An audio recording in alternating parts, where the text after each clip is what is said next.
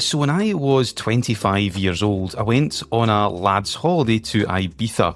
So as a Scot, it appears to be a bit of a rite of passage as a youngster to go off to a Brit-infested holiday resort once a year and get spectacularly drunk for a week. So this particular memory was a bit hazy, but unsurprisingly it was situated in a bar. So as we were standing, chatting, having drinks, all of a sudden the music stopped and the DJ announced that he was looking for 2 men and 2 women to take part in a bar competition, with the prize being a free night's alcohol, as if anyone needed that. So the game was simple but absolutely brutal. The women were given a wide variety of instruments such as whips, belts and large boxing gloves, and they were to take turns inflicting mild to moderate pain on the men. Yes, this did actually happen, and the man who managed to last the longest number of rounds won the prize of a free night's alcohol. So I appreciate that it might be difficult to accept that someone would be foolish enough to volunteer for something like that, but they were inundated with offers. I guess it just goes to show what some drunk, testosterone-fueled young men will do when in front of an audience. So a rather gruesome hour later, one of the men, apparently he was a kickboxer, stood victorious with his chest and stomach covered in bruises and what looked like a seriously damaged collarbone in urgent need of medical attention. And as he was being presented with his prize of a free night's alcohol, a guy turned round to me and said, "Wow, isn't it amazing what a positive mental attitude can do? That guy has incredible mind over matter." And apart from nearly spitting out my drink when he said that, it made me realise just how warped people's ideas of positivity can be. And also the benefits of sobriety, but I guess that's a different subject. So in this episode, we're going to talk about how to build a positive mindset. I want to clear up some misconceptions about the subject, and I want to share with you 4 elements that I think are crucial when it comes to building a robust and empowered outlook on life. So grab a cuppa or whatever you do when you're listening to your podcasts, and let's get started. Hey there and welcome to the Stress Less Living podcast. My name is Stephen Burns and I've been a practicing coach, trainer and hypnotherapist for 25 years. Each week I'll share easily digestible bite-sized ideas that you can immediately put into practice so that you can live a more harmonious and balanced life. Because life is challenging, but whatever we encounter, we always have a choice. We can take the easy routes or the hard routes, the low stress way or the high stress way. Well, the Stress Less Living podcast is about always looking for the easy routes in life, the low stress ways to accomplish your goals, get more of what you want, and ultimately live a happy and more effortless life. So if you're looking for the perfect antidote for the chaos of modern life, my friend, you are absolutely in the right place. So let's get started. So I want to begin by answering a very general question, and that is, what does it mean to be positive? In a world where we do seem to be lurching from one disaster to the next, from pandemics to cost of living rises, wars breaking out, and the constant culture wars that seems to be dividing people even further, how is it possible to have a positive outlook and not be drawn into all of that turbulence and excess negativity? Well, in order to answer that, it's useful first of all to take a look at what building a positive mindset isn't. So it's not about cutting out all negativity. It's not about putting on a big fake smile on your face and pretending to be happy all the time when everything around you is going to the absolute wall. It's not even about being happy all the time, every minute of every day.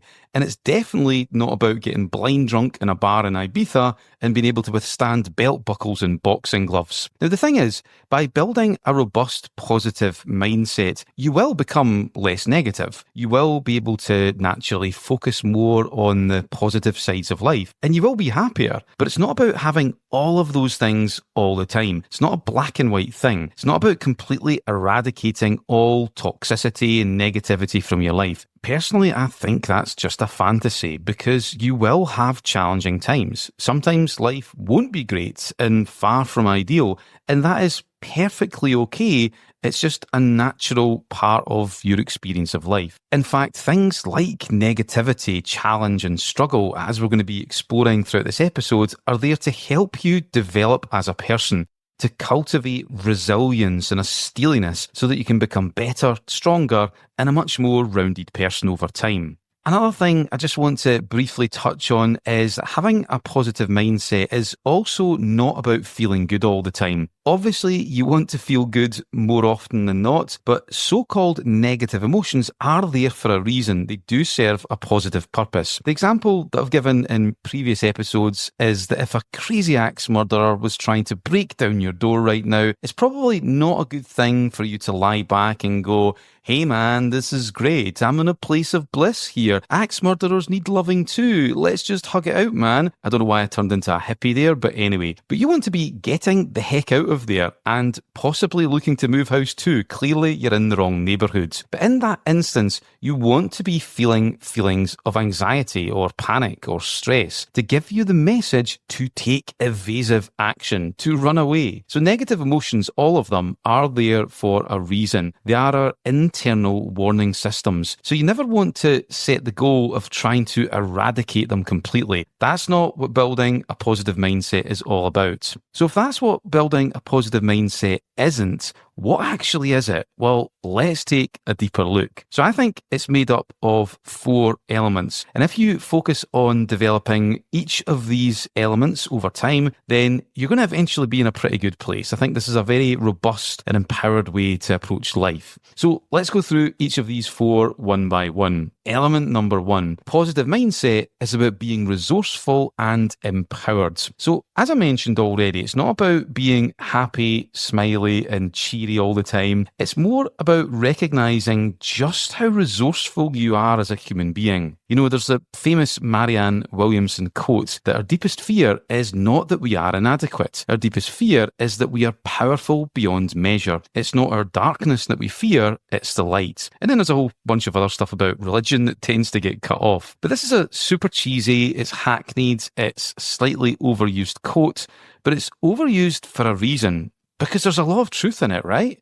You know, as human beings, we have tremendous power. And I think deep down, we all know that we can tap into an enormous amount of resourcefulness. I mean, when you get down to it, it's one of the main reasons why we are the dominant species on the planet. Our ability to dig deep, to be flexible, to be resilient and resourceful when it comes to overcoming challenges. It's woven into the fabric of our DNA. So one example I like to give on this is if you have kids. So if you have kids, I know that you will do anything for your kids. You'd walk over broken glass if it meant keeping them safe. Even if you were absolutely knackered, you've got nothing left in the tank, you'd still find some energy to help out your kids. You'd tap into an inner steel and motivation that you maybe don't think you normally have access to. So that power, that resourcefulness is in there. You have so much more power than what you realize. So building a positive mindset for me is about recognizing this and bringing that power, that resourcefulness from the background to the foreground. So for me personally, I use 3 things for this: NLP, neuro-linguistic programming, meditation, and self-hypnosis. I've tried lots of things over the past 25 years. Some of them have been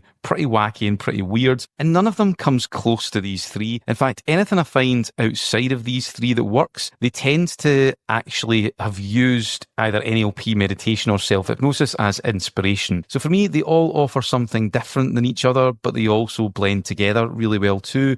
They are a million light years ahead of anything else we have for tapping into our inner resourcefulness. So if you don't know much about NLP, meditation, and self-hypnosis, then I recommend you check out. There's lots of great resources out there. I have some great resources too. These are absolute life-saving bodies of information. So that's element number 1. Element number 2 of a positive mindset is the ability to respond rather than react. So what do I mean by that? Well, most people are in react mode. So when something happens that they don't like, maybe it's a setback, something that triggers a bad feeling in them, like frustration, anger, jealousy, anxiety, sadness, or they see or hear something that they don't agree with, and they utterly lose control. They react badly to it, and sometimes it can even spiral. They get pulled into kind of like a negativity vortex and get lost in there for a while. And of course, there is a name for this in psychology. I did mention it there just a moment ago. I'm sure you've heard of it. It's called being triggered. And of course, we all get triggered from time to time. You know, I get triggered frequently. That's just the way that the brain works. But for some people, negative triggers rule their life. And this is not a healthy or empowered place to be, because someone else or something out of your control is essentially pushing your buttons. You are in react mode. So I noticed this a lot when I play golf. So I never realised I had a wee bit of an anger problem until I started to play golf, especially in competitions. So in golf, you don't play your best golf most of the time. So you just have to get used to that and make your peace with it, which is quite a difficult thing to do. And the thing is, when you play a bad shot, it can be so easy to get pulled into a negative place and start buying into the victim mentality. It's the lie, it's the ball, it's the clubs, everything other than my own skill. But I remember a couple of years ago, I was playing with a guy in a competition. So this was just some random guy we met on the first tee. And the thing is, he was an amazing golfer technically, but his mindset was utterly dreadful. That what was going on was, if he was playing good golf, then he was happy, he was totally fine. But the moment he played any kind of bad shots or got a bad lie or, experienced any kind of adversity, which, like I said, happens more often than not on the golf course, he would completely fly off the handle, the clubs would get thrown into the rough, he would scream and shout, and it was quite incredible to watch. It was also quite funny because he was literally like a parody of a golfer. There's that famous film called Happy Gilmore where the golfer played by Adam Sandler, it just has really bad anger problems and he's just going crazy all the time. It was like I was playing with Happy Gilmore. But the thing is, really good golfers don't do this. They have great technique, but they also have an amazing mindset. Rather than reacting to bad shots, they respond to them. They quickly learn from them, make an adjustment, and then use it as feedback to then elevate their game and then rescue their score. Now, even if you're not into golf, the same can be true in life. Having a positive mindset is where you shift from reacting all the time to choosing how you want to respond more often. And when you do that on a more regular basis, there is so much power in that. People don't push your buttons, you don't allow things to send you off into a spiral, and you have much more control or much more influence over how you decide to think, how you respond, and how you behave in life. So the way that I like to do it, there is an art to this, of course, but I like to do two things. Anytime something triggers me, first of all, I just want to pause for a moment, allow things just to settle. Let them simmer down. Don't be so quick to attach meaning to something and take action straight away. Whenever we attach a label or we attach meaning to something instantly, especially when we're in quite an intense negative emotional state, that's usually when things start to escalate and they can potentially spiral. So just pause for a moment, take a few deep breaths, allow things to simmer down and settle. And then secondly, ask yourself two questions. So I call these power questions. Number one, what is there to learn here? And number two, what would be the most useful way to respond to this? And don't just give these questions lip service. Take a few moments to explore them deeply and see what naturally comes up from within. And this just puts a completely different perspective on whatever it is that you're going through, because you're taking a moment to pause, you're not reacting straight away, and you're asking yourself a higher quality of questions. I think it was Tony Robbins that said that the quality of your life is dependent on the quality of the questions that you ask. And I don't always agree with what Tony says, but I think that's an absolutely killer quote, and there's a lot of truth to that. Because when we're in react mode, we're almost always asking some pretty crappy questions on the inside. And when you ask, you will retrieve an answer, whether you like it or not.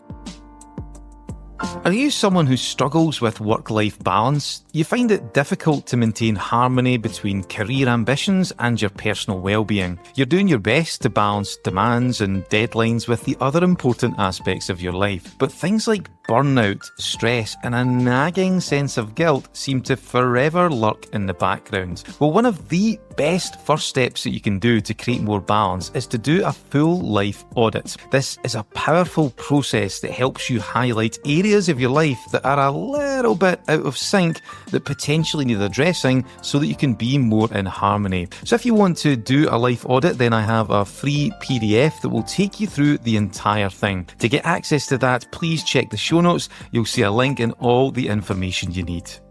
So that's a nice little thought strategy that you can use to change that. Pause and then just ask yourself those two questions. So element number 3, have positive expectations. So a positive expectation is where you imagine good things happening to you in the future. A lot of people do the opposite. They like to catastrophize, where they worry a lot and imagine horrible things happening to them in the future, everything going wrong and disasters happening. I used to have a friend, I used to work with him when I worked in the oil and gas industry. And bless him, he's a really nice guy, but his nickname used to be Catastrophic Mike. He would turn any positive into negative, any light into darkness. Every silver lining has a cloud. It was a real skill. And the thing is, he used to invite a lot of these things on himself. They became like self-fulfilling prophecies. So having positive expectations is where you do the opposite. Rather than imagining terrible things happening to you, you imagine good things, and you do it deliberately with intent. So there's a great book, well worth checking out, called The Luck Factor by Richard Wiseman. So I've actually done an episode on this book because I like it so much. So if you want to check out my big takeaways from that book, that's episode number 16. But the main idea in the book is that he believes that luck is a psychological and social construct. And there are certain things that we can all do to increase it. I absolutely love that idea. And what he says is that people who are unlucky tend to have negative expectations. So they're a bit like my friend that I mentioned a moment ago. They imagine bad things happening in their future, and these things become self-fulfilling prophecies. But lucky people do the opposite. They have positive expectations. And one of the things that Wiseman says in his book is, specifically in terms of a technique, they tend to engage in something he calls dream wishing. So this is where if you have something that you want, so maybe it's better relationships, better career, or a more vibrant social life, or whatever, then you imagine what that would be like if you had it, step into it, feel what it would be like, and then just loop that round every now and again. And miraculously, when you do that, you tend to invite more opportunities that fit with those things, because you're telling your brain what to focus on. And I love this. It ties in nicely with some of the NLP techniques I teach. One of the things I like to say is that if you can imagine something, then it becomes a choice. And often if you can't imagine something that you want, that's the very thing that's preventing you from getting it, the fact that you can't imagine it. It also ties nicely in with manifestation. If you've done any work on manifestation, then you're most likely screaming at me right now saying that's the same thing as manifesting your future. And you would, of course, be correct. But for me, I think the main takeaway of this part is that if you want to have more positive and enriching things in your life, then you need to be more open to them. You can't just close them off. And the way to be more open is to imagine them and then set those as an expectation. Something that is a very real possibility for your future. When you do that, all of a sudden, your brain knows what to focus on, and you start seeing the opportunities that were most likely already there, but you're just starting to be more aware of them. So engage in dream wishing. This will make a massive difference. You might even be spooked out in a good way, just how big a difference this can make. And another thing I just want to add in about positive expectations, and this is more of just a simple piece of advice, is just make sure that you have lots of good things planned in your future to look forward to. So I call this the holiday technique. When you book a holiday and you've got that wee extra spring in your step because of it, it just creates more of a positive vibe about your environment because you've got something to look forward to. So you can do that. And you can also do it for other things. You don't just have to book loads of holidays all over the place. You can plan things in your future, things you've got to look forward to, lots of exciting activities and things that you enjoy. And that will also help you create those positive expectations.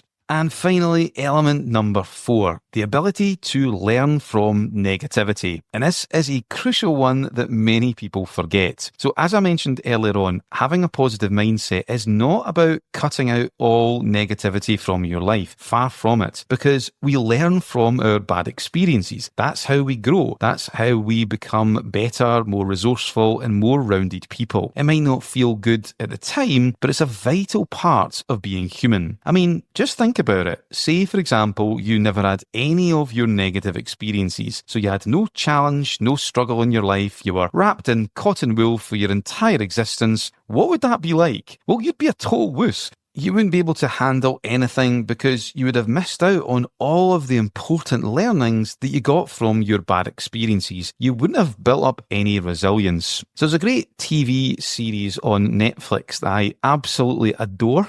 I'm sure you've heard of it before. It's called Black Mirror. It's created by a guy called Charlie Brooker.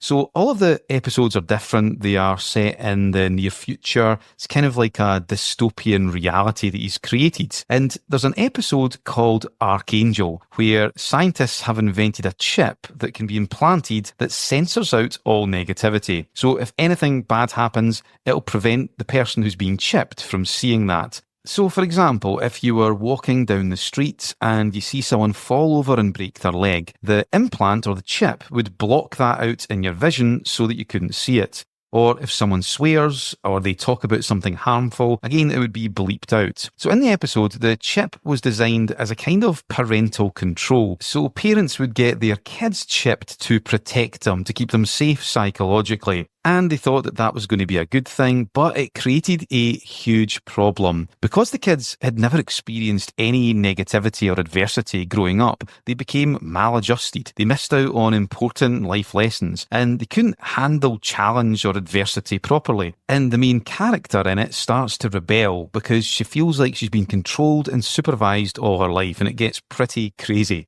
Now, this is a science fiction program, of course, but there is a lot of truth to this. We don't ever want to eliminate negativity. It's a nice fantasy, and I understand why people would want it, especially if they're in pain, but it's not natural or even useful. Negative events make up some of the biggest learning experiences in our life, so we don't want to eliminate them. So having a positive mindset is where you have the ability to look at the bad experiences from an objective viewpoint and genuinely see them as springboards for your future growth. So there's a great book, I think I've mentioned this on previous episodes, called The Obstacle is the Way by Ryan Holiday. So I'll include a link to it in the show notes. So the book is based on an idea taken from Stoicism.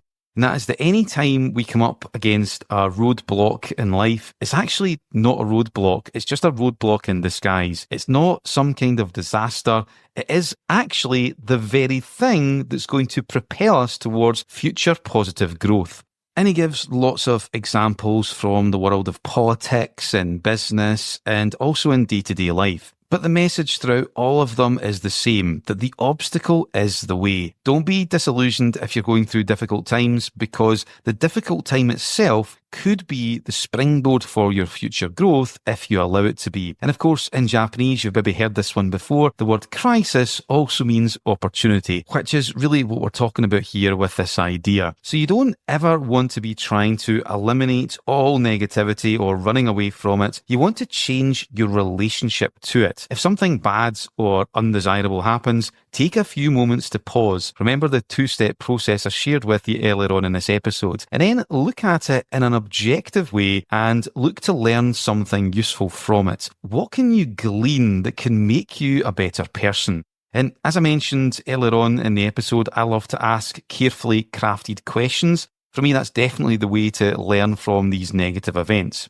So one question I absolutely love is this one here. What is there to learn here that would allow me to become a better person and move on from this? I've got other variations, but that's the crux of it. And the key thing is you want to be asking this question from an objective place. So give yourself some time to disconnect, to pause, and look on as an observer, as if you're giving yourself advice. And the ultimate aim is to get to the space where you start to see this so-called bad event as a vital part of your future growth. And genuinely as well, you're not just kidding yourself on, you genuinely see how it can become a vital part of your growth as a person. And when you do that, you cultivate a steeliness, a resilience. You no longer run away from adversity or challenge. You actually hit it head on and actually seek out difficult situations because you know that they're going to add depth to your character, make you more resourceful as a person, and ultimately help you create that more robust and positive mindset. So there we have it. That's the 4 elements that I think are crucial when it comes to building a positive mindset. So let's just quickly go through them. So number 1, a positive mindset is about being resourceful and empowered, finding a way to tap into your innate power and resourcefulness as a human being. Number 2, the ability to shift from reacting to responding. We all get triggered, we all fly off the handle for numerous reasons, but it's about shifting the dial a little bit to get to the stage where you have much more influence over how you respond to the events in your life. Number 3, have positive expectations. Don't do the opposite. Don't catastrophize. Spend some time imagining what you really want and how good you're going to feel when you get them. Engage in that technique that's called dream wishing. And number 4, learn from negativity. Use it as a springboard. Recognize that the obstacle is the way, and that's going to be a key component in your growth moving forwards. So that's 4 elements that I think are absolutely crucial when it comes to building a robust and positive mindset. So what do you think? Have I missed any, or are there any additional ones that you would have added?